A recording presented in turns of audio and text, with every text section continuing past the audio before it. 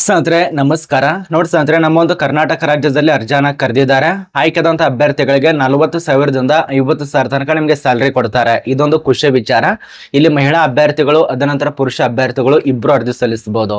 ಇಲ್ಲಿ ಕಲಿರುವಂತಹ ಸಂಸ್ಥೆ ಹೆಸರು, ಎಷ್ಟು ಹುದ್ದೆಗಳು, ಅದನಂತರ ಹೇಗೆ ಏನು ಅಂತ ಕೆಲಸ ಸಿಗತ್ತೆ, ಆಯ್ಕೆ ಪ್ರಕ್ರಿಯೆಗಳು ಏನು, ಅದನಂತರ ಕೊನೆಯ ದಿನಾಂಕ, ಪ್ರಾರಂಭ ದಿನಾಂಕ ಏನು, ಪ್ರತಿಯೊಂದು ಮಾಹಿತಿಯನ್ನ ತಿಳಿಸಿಕೊಟ್ಟಿದ್ದೇನೆ.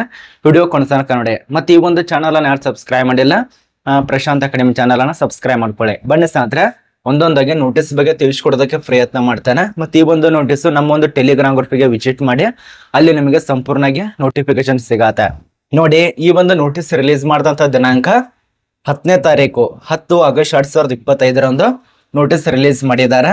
ಎಲ್ಲಿ ಹೇಳಿ, 10/8/2025ರಂದು ನೋಟಿಸ್ ರಿಲೀಸ್ ಮಾಡಿದ್ದಾರೆ. ಮತ್ತೆ ಅರ್ಜಿ ಸಲ್ಲಿಸುವಂತ ಪ್ರಾರಂಭ ದಿನಾಂಕ ಏನಿದೆಯಲ್ಲ, ಓಪನ್ ಡೇಟ್ ಇದೆಯಲ್ಲ, ಇದಕ್ಕೆ ನಿಮಗೆ 15ನೇ ತಾರೀಕು 15/8/2025ರಿಂದ ಅರ್ಜಿಗಳು ಪ್ರಾರಂಭ ಆಗತ್ತೆ. ಇದು ನಿಮಗೆ ಪ್ರಾರಂಭ ದಿನಾಂಕ, ಕೊನೆಯ ದಿನಾಂಕ ಅರ್ಥ ಆಯ್ತು.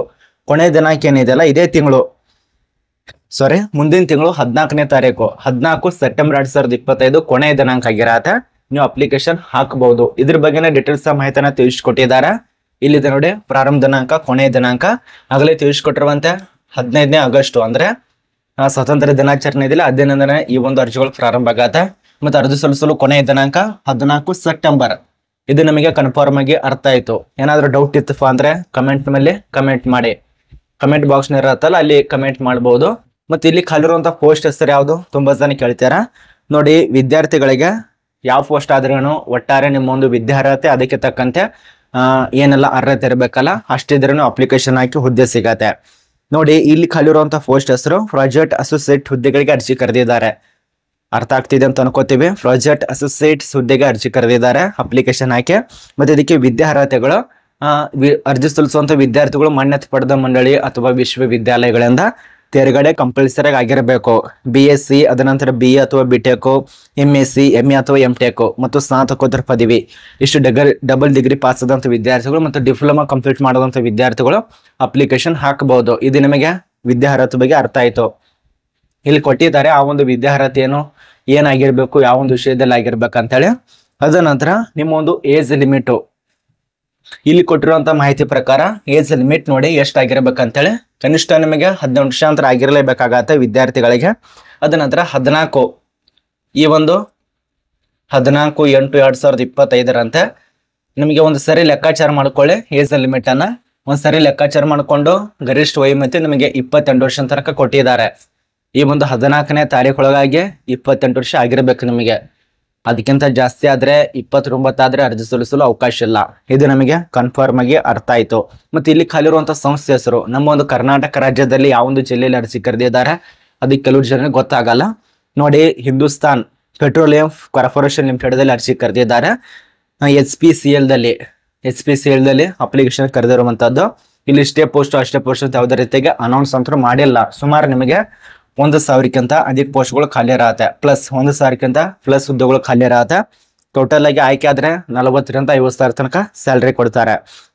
ಮತ್ತೆ ಪ್ರಮುಖವಾಗಿ ಇನ್ನೊಂದು ಗುಡ್ ನ್ಯೂಸ್ ಏನಂದ್ರೆ ವಯೋಮಿತಿ ಸರಿಲಿಕ್ಕಿರತ್ತೆ. 3 ವರ್ಷದಿಂದ ಸುಮಾರು 15 ವರ್ಷದ ತನಕ ಸರಿಲಿಕ್ಕಿರತ್ತೆ ಎಲ್ಲ ವರ್ಗದವರಿಗೆ, ಒಂದೇ ವರ್ಗ ಅಲ್ಲ, ಎಲ್ಲ ವರ್ಗದವರಿಗೆ. ಅರ್ಥ ಆಗ್ತಿದೆ ಅಂತ ಅನ್ಕೋತೀವಿ. ಇನ್ನು ಅರ್ಜಿ ಶುಲ್ಕದಲ್ಲಿ ₹1 ಕೂಡ ನಿಮಗೆ ಅರ್ಜಿ ಶುಲ್ಕ ಇರಲ್ಲ. ಇದೊಂದು ಖುಷಿಯ ವಿಚಾರ ವಿದ್ಯಾರ್ಥಿಗಳಿಗೆ. ನೋಡಿ, ಆಗಲೇ ತಿಳಿಸ್ಕೊಟ್ಟಿರುವಂತೆ ₹1 ಕೂಡ ನಿಮಗೆ ಅರ್ಜಿ ಶುಲ್ಕ ಇರಲ್ಲ. ಮತ್ತೆ ಇದ್ರ ಜೊತೆಯಲ್ಲಿ ಇನ್ನೊಂದು ನೋಟಿಸ್ ಇರತ್ತೆ, ಇದರಲ್ಲಿ ಒಂದು ಫಾರ್ಮ್ ಕೂಡ ಇರತ್ತೆ. ಆ ಒಂದು ಫಾರ್ಮ್ ನ ತೆಗೆದುಕೊಂಡು ಹೋಗ್ಬೇಕು. ಮತ್ತೆ ಆಯ್ಕೆದಂತ ವಿದ್ಯಾರ್ಥಿಗಳಿಗೆ ನಮ್ಮ ಒಂದು ಕರ್ನಾಟಕ ರಾಜ್ಯದಲ್ಲಿ ಕೆಲಸ ಇರತ್ತೆ. ನಮ್ಮ ಒಂದು ಕರ್ನಾಟಕ ರಾಜ್ಯದಲ್ಲಿ ಎಲ್ಲಿ ಕೆಲಸ ಇರತ್ತೆ ಅಂದ್ರೆ ಬೆಂಗಳೂರಿನಲ್ಲಿ. ಬೆಂಗಳೂರಲ್ಲಿ ಕೆಲಸ ಇರತ್ತೆ. ನಿಮ್ಮ ಒಂದು ಲಾಗಿನ್ ಆಗುವಂತ ವೆಬ್ಸೈಟ್ ನೋಡಿ, ಮೊದಲಿಗೆ ನೀವು ರಿಜಿಸ್ಟರ್ ಆಗ್ಬೇಕಾಗತ್ತೆ. ಈ ಒಂದು ರಿಜಿಸ್ಟರ್ ಆದ ನಂತರ ಲಾಗಿನ್ ಮಾಡ್ಕೋಬೇಕು. ಈ ಒಂದು ಲಾಗಿನ್ ಆದ ನಂತರ ನಿಮ್ಮೊಂದು ಏನ್ ಡಾಕ್ಯುಮೆಂಟ್ಸ್ ಇರ್ತಾವಲ್ಲ, ಆ ಎಲ್ಲ ಡಾಕ್ಯುಮೆಂಟ್ಸ್ ಗಳನ್ನ ಅಪ್ಲೋಡ್ ಮಾಡ್ಬೇಕಾಗತ್ತೆ. ಅದ ನಂತರ ನಿಮ್ಮೊಂದು ವೈಯಕ್ತಿಕ ಮಾಹಿತಿಗಳು ಅದಕ್ಕೆ ಸಂಬಂಧಪಟ್ಟಂತೆ ಮುಂಚಿತವಾಗಿ ಸಲ್ಲಿಸಬೇಕು. ಅದ ನಂತರ ನಿಮ್ಮೊಂದು ಅರ್ಜಿ ಶುಲ್ಕ ಇತ್ತಪ್ಪ ಅಂದ್ರೆ ಅದಕ್ಕೆ ಸಂಬಂಧಪಟ್ಟಂತೆ ಅರ್ಜಿ ಶುಲ್ಕದ ಬಗ್ಗೆ ಮಾಹಿತಿ ತುಂಬಿ, ಇರ್ಲಿಲ್ಲ ಅಂದ್ರೆ ಡಾಕ್ಯುಮೆಂಟ್ಸ್ ಅಪ್ಲೋಡ್ ಮಾಡಿ ಕೊನೆಯಲ್ಲಿ ಸಬ್ಮಿಟ್ ಅಂತ ಒತ್ತಿ ಮುಗಿಯಿತು.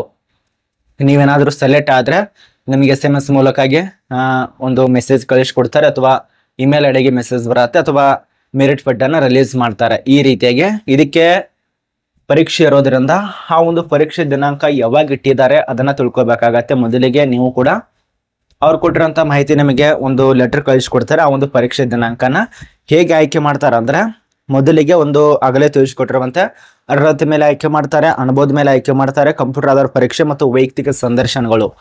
ನಿಮಗೆ ವೈಯಕ್ತಿಕ ಸಂದರ್ಶನ ಇರತ್ತೆ ಅಂದ್ರೆ, ಈಗ ಸಂದರ್ಶನ ಅಂದ ಮೇಲೆ ಹೆಸರುಗಳು, ನಿಮ್ಮ ಒಂದು ಪರ್ಸನಲ್ ವಿವರಗಳು, ಶೈಕ್ಷಣಿಕ ವಿದ್ಯಾರ್ಹತೆ ಬಗ್ಗೆ, ಅದ ನಂತರ ಇನ್ನು ಜನರಲ್ ನಾಲೆಜ್ಗೆ ಸಂಬಂಧಪಟ್ಟಂತೆ ಕೆಲವು ಕ್ವಶನ್ಗಳು ಈ ರೀತಿಯಾಗಿ ಕೇಳ್ತಾರೆ. ಅಷ್ಟಾದರೆ ಮುಗಿಯಿತು, ಅಥವಾ ಇದಕ್ಕಿಂತ ಜಾಸ್ತಿ ಕೂಡ ಕೇಳಬಹುದು ಸಂದರ್ಶನದಲ್ಲಿ. ಮತ್ತು ಡಾಕ್ಯುಮೆಂಟ್ಸ್ ಇದೆಯಲ್ಲ, ಅಲ್ಲಿ ಡೈರೆಕ್ಟ್ ನಿಮ್ಮ ಒಂದು ಡಾಕ್ಯುಮೆಂಟ್ಸ್ ಕೊಡಬೇಕಾಗತ್ತೆ. ಈ ಒಂದು ಟೈಮ್ಗೆ, ಈ ಒಂದು ದಿನಾಂಕ ಒಳಗಾಗಿ ಅದು ಸಬ್ಮಿಟ್ ಮಾಡ್ರೆ ಮುಗಿಯಿತು. ಇದು ನಮಗೆ ಕ್ಲಿಯರ್ ಕಟ್ ಮಾಹಿತಿ ಅರ್ಥ ಆಗ್ತಿದೆ ಅಂತ ಅನ್ಕೋತೀವಿ. ಒಂದು ಅನುಭವದ ಮೇಲೆ ಆಯ್ಕೆ ಮಾಡ್ತಾರೆ, ಇನ್ನೊಂದು ವಿದ್ಯಾರ್ಹತೆ, ಇನ್ನೊಂದು ವಯೋಮಿತಿ. ಇದನ್ನ ಸ್ವಲ್ಪ ತಲೆಯಲ್ಲಿಟ್ಕೊಳ್ಳಿ. ಇದಾಗಲೇ ತಿಳಿಸ್ಕೊಟ್ಟಿರುವಂತ SPPS ದಲ್ಲಿ ಹಿಂದೂಸ್ತಾನ್ ಪೆಟ್ರೋಲಿಯಂ ಕಾರ್ಪೊರೇಷನ್ ಲಿಮಿಟೆಡ್ ದಲ್ಲಿ ಕರ್ನಾಟಕದಲ್ಲಿ ಕೆಲಸ ಇರುತ್ತೆ. ಕರ್ನಾಟಕ ರಾಜ್ಯದ ಎಲ್ಲ ಒಂದು ಅಭ್ಯರ್ಥಿಗಳು ಅಪ್ಲಿಕೇಶನ್ ಹಾಕಿ. ಮತ್ತೆ ಈ ಒಂದು ನೋಟಿಸ್ ನಮ್ಮ ಒಂದು ಟೆಲಿಗ್ರಾಮ್ ಗ್ರೂಪ್ ದಲ್ಲಿ ಸಿಗತ್ತೆ, ಡೌನ್ಲೋಡ್ ಮಾಡ್ಕೊಳ್ಳಿ. ತುಂಬಾ ಜನ ಟೆಲಿಗ್ರಾಮ್ ಗ್ರೂಪ್ ಲಿಂಕ್ ಅನ್ನ ಕೇಳ್ತಾರ. ಸರಿ, ಟೆಲಿಗ್ರಾಮ್ ಗ್ರೂಪ್ ಲಿಂಕ್ ತಿಳಿಸಿ ಅಂತ ಹೇಳಿ ನೋಡಿ. ಈ ಒಂದು ಟೆಲಿಗ್ರಾಮ್ ಗ್ರೂಪ್ಗೆ ವಿಸಿಟ್ ಮಾಡಿ. ಅಲ್ಲಿ ವಿಸಿಟ್ ಮಾಡಿದ ತಕ್ಷಣ ನಿಮಗೆ ಏನ್ ಸರ್ಚ್ ಮಾಡ್ಬೇಕಂದ್ರೆ ಪ್ರಶಾಂತ್ ಟೆಕ್ ಕನ್ನಡ ಅಂತೇಳಿ ಸರ್ಚ್ ಮಾಡ್ಕೊಳ್ಳಿ. ಪ್ರಶಾಂತ್ ಟೆಕ್ ಕನ್ನಡ ಅಂತೇಳಿ ಸರ್ಚ್ ಮಾಡಿದಾಗ ನಿಮಗೆ ಸಂಪೂರ್ಣ ಮಾಹಿತಿ ಅಲ್ಲಿ ಗೊತ್ತಾಗತ್ತೆ ಯಾವುದು ಏನು ಅಂತ ಅಂತೇಳಿ. ಆದ್ಮೇಲೆ ನೀವು ಅರ್ಜಿ ಸಲ್ಲಿಸಬಹುದು. ಅಲ್ಲಿ ನಿಮಗೆ PDF ಫಾರ್ಮ್ಗಳು, ಅದ ನಂತರ ನಿಮ್ಮ ಒಂದು ನೋಟಿಫಿಕೇಶನ್ಗಳು ಮತ್ತು ಅರ್ಜಿ ಸಲ್ಲಿಸುವಂತ ಲಿಂಕ್ಗಳು ಅಲ್ಲೇ ಸಿಗತ್ತೆ. ಅಂದ್ರೆ ಯೂಟ್ಯೂಬ್ ದಲ್ಲಿ ಲಿಂಕ್ಗಳು ಅಪ್ಲೋಡ್ ಮಾಡಕ್ ಬರಲ್ಲ, PDF ಫಾರ್ಮ್ ಕೂಡ ಅಲ್ಲಿ ಅಪ್ಲೋಡ್ ಆಗಲ್ಲ. ಅಂದ್ರೆ ಅದ ನಂತರ ಇನ್ಸ್ಟಾದಲ್ಲಿ ಕೂಡ ಅದು PDF ಫಾರ್ಮ್ ಇದೆಲ್ಲ ಶೇರ್ ಮಾಡಕ್ ಆಗಲ್ಲ. ಅದೊಂದು